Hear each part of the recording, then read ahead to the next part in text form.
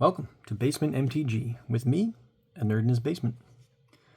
In this video I'll be pitting my OG blue deck, a mono blue deck, up against the Defeat a God deck. I have Xenagos here, the God, a couple cards that start out. If you haven't seen any of the other videos of decks against this, you'll pick it up as it goes along. It's not too complicated. It's a deck that plays itself that I like to test decks against. So we'll get this blue deck here shuffled up and give it a go. These videos are not to try to beat this deck, just to see how my deck's working, if it needs tweaked, changed, taken apart, or whatever.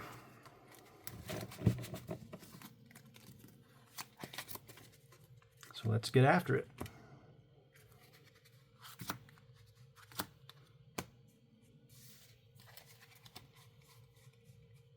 One island. I think I'm going to reshuffle here. These decks are all made casually. They're not in any format. I only play casually for fun with my friends. Not a tournament player. Don't claim to be an expert or anything. And as me and my friends never really do mulligans, all that, I'm not going to do it during this either.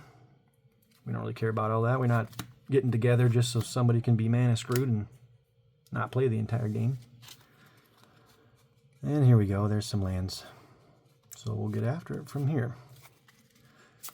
Turn 1, an island in Enclave Cryptologist.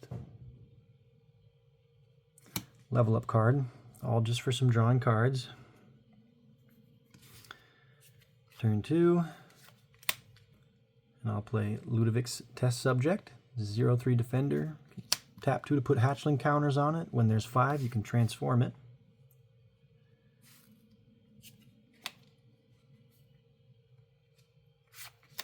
Another island out. And the rest of my plays, I'm just going to hang out for now. Well, actually I'll tap 2 and level this up. It's early in the game. I don't think I need to save my mana yet for the counter spell. Get this to level 1 so we can draw and discard if we want. And now this will go and take 2 cards off the top. An Ecstatic Piper, which is a 2/2. That will attack the turn it enters. And Xenagos' Strike, 4 damage to each player. So I'm down to 16. The 2/2 is attacking. I'll block with the 0/3. And before the end of turn, why not just draw and discard? Get rid of an island. Should hopefully be okay on mana this game. Play a Reliquary Tower. You have no maximum hand size. Taps for colorless mana.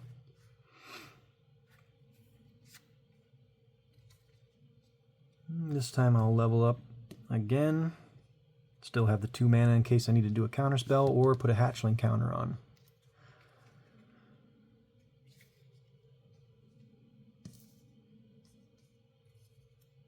Two cards off the top here.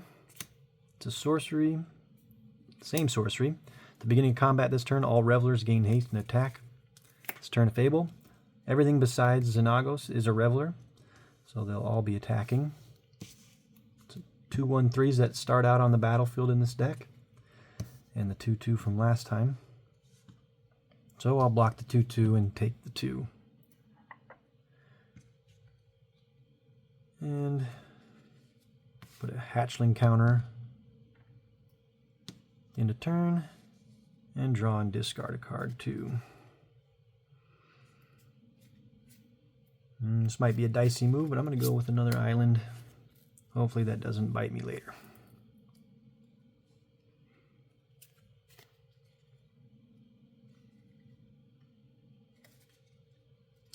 As much as I'd like to play Thassa, God of the Sea, some scrying is always good, but I think I want to fully level this up so I can stop discarding and just do the draws. Tap this instead. Keep the 2 blue mana open. And pass turn to the God deck. So Rollicking Throng, this is the card that starts out on the battlefield. And it says when it enters, you reveal the top of the deck and put it into play. It's essentially just putting an extra card out instead of 2. It's going to be 3 this turn. This card is returning 2 cards named Ecstatic Piper, which are these ones from the graveyard. There are none in the graveyard, but the next part still does happen. At the beginning of combat this turn, this will deal damage equal to how many Revelers there are. 1, 2, 3, 4, 5. I am down to 9. The Ecstatic Piper will attack it when it enters, but I'll block with the 0/3, take no damage, and then put a hatchling counter on Ludovic's test subject. And also draw a card at the end of turn. That was the whole point of that. All right.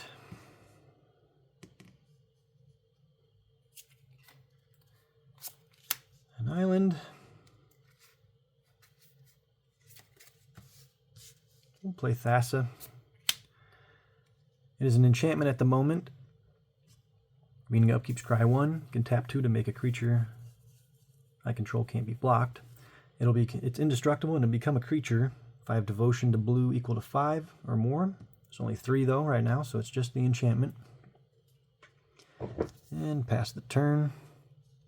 This is a 4/2 and an enchantment. The enchantment states as long as there's 5 or more Revelers on the battlefield, they all have haste and attack each turn if able. That's not going to be good for me, so I think I'm going to go ahead and just counter that enchantment. We don't need them attacking every turn when I don't have a lot out at the moment. Though the 4/2 does have that same ability just on itself, so that card will be attacking. And I'll just take the 4 this turn as I don't want to lose any of these yet. And I'll tap to draw a card at the end of the turn. Scry 1 at the beginning of the turn with Thassa. It's a counterspell. I'm going to keep that as my top card and draw it. Play an island. And let's go ahead and do a little double action here. Play Frost Titan. Becomes the target of a spell or ability an opponent controls. Counter it unless they pay 2. When it enters or attacks, tap a permanent. I'll tap the 4/2 that is going to be attacking each turn. And it doesn't untap on the next untap step. That will also make Thassa a creature, as now the devotion is 5.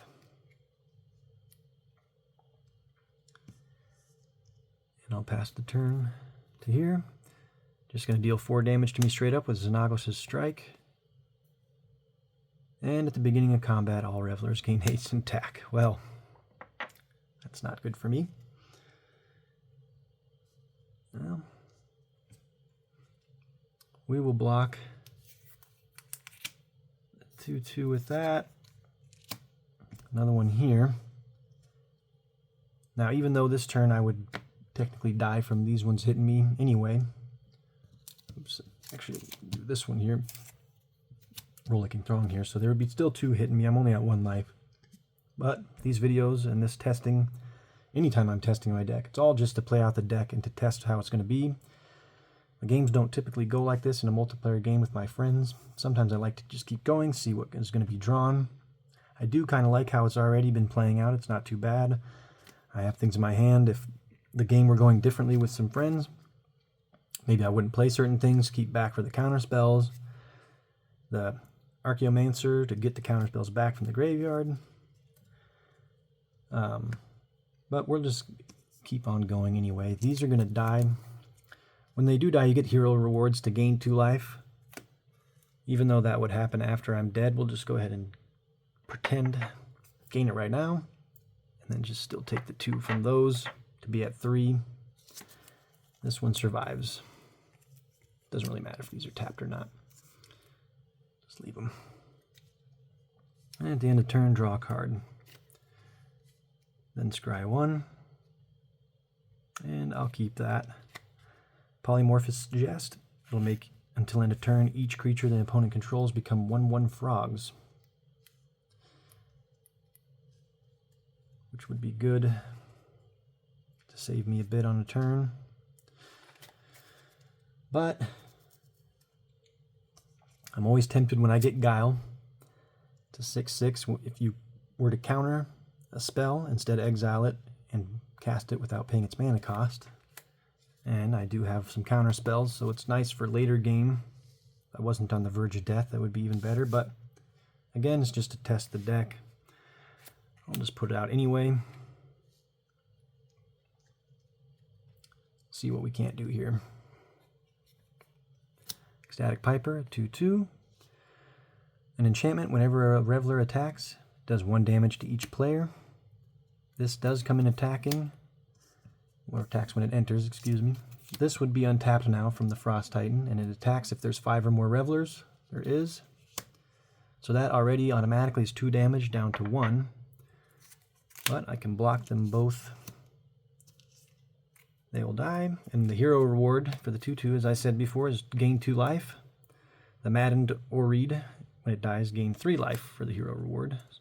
We'll gain the 5. Tap to draw a card at the end of turn. Scry 1.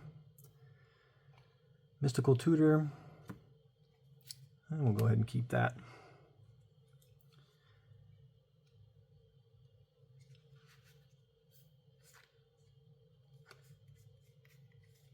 Now this is a point where I can finally maybe just stay back, save some mana. Got a full hand here. In blue deck, untapped mana with a full hand, that should scare your opponents pretty good. Again, this deck is working pretty well, despite dying from the deck a minute ago. It is playing. I'm getting some creatures out to save me a little bit. Getting some counter spells and some ways to get them back, some things to save me a bit. Ways to steal other people's things. Could always put more hatchlings on this. Flip it just to show if you're not familiar. It's 13/13 trample on the other side. Which, this card's not super old, but it is a little older now. I feel like cards printed now are a lot more powerful than that. 2 mana 0/3 is a defender.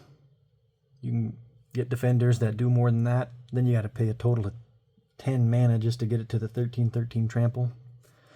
But I've always liked the card.